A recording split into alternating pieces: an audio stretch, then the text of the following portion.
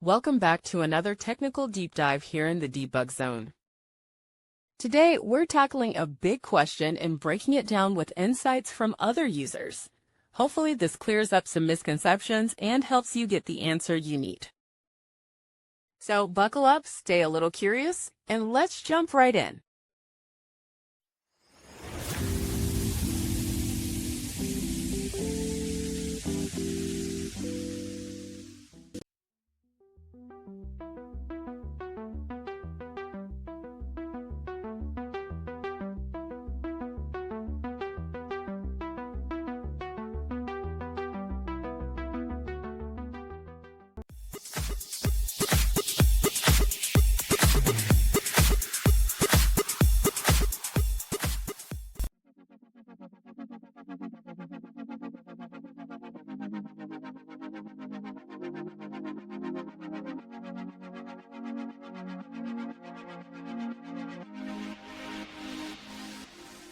And that's a wrap.